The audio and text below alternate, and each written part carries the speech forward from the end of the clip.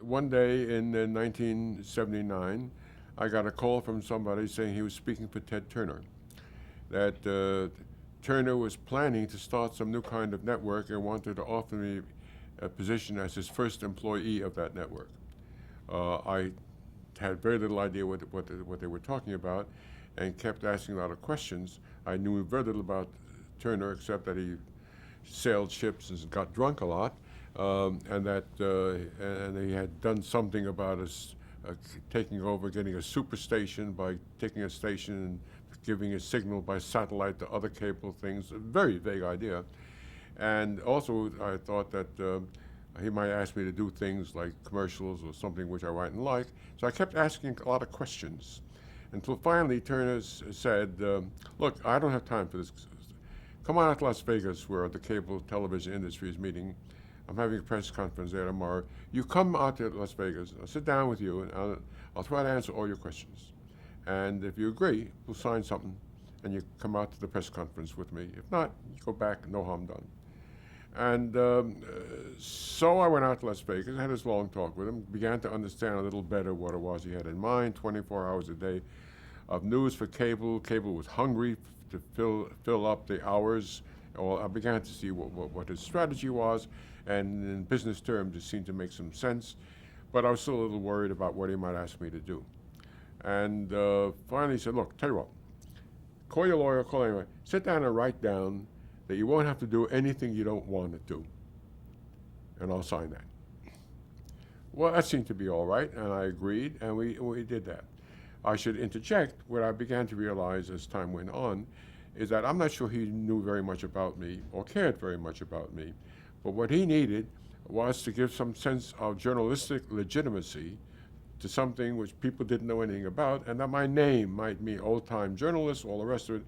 What he really wanted me for was, I think, for window dressing. If I ever did any reporting for him, that would be nice, but I don't think it was absolutely necessary. And so I went to work for him, and this was a year before CNN started, and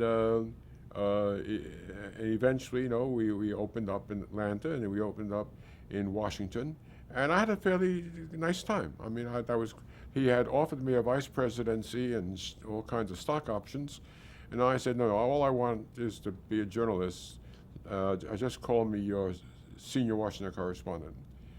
And for the most part, we had our run-ins every now and then about one thing or another, but we went along fairly well. I was some exciting moments. Had to be there when our hostages in Tehran were released. I was at Frankfurt when they arrived there and covered them. Went to summit in Venice, summit in Canada, all the rest of it. Anything that was important that was going on, I would go for CNN, and I found it fairly interesting and even sometimes amusing at times. Came to an end in 1985, and came to an end over something that had to do with my original contract. By now,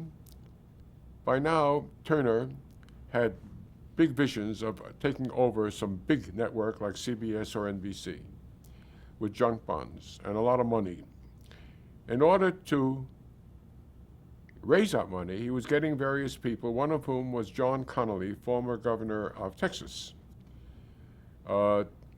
And in order to butter up John Connally, he said to Connally, "I'll tell you what, during the political conventions, we'll have you on the air with Dan Schorr as our guest co-commentator."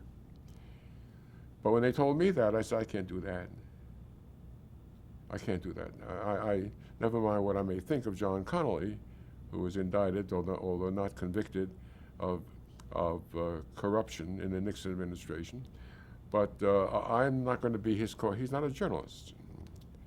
They were very irritated with me, and then when my contract expired in April '85, they offered me the contract, but striking that clause that gave me the right to turn down assignments, which I had invoked in order not to appear with John Connally.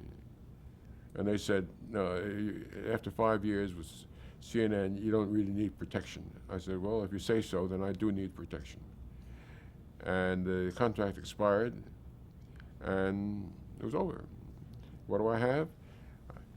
a dish in my yard, which Ted Turner gave me before there was cable in Washington, he said, so my family could know where I was.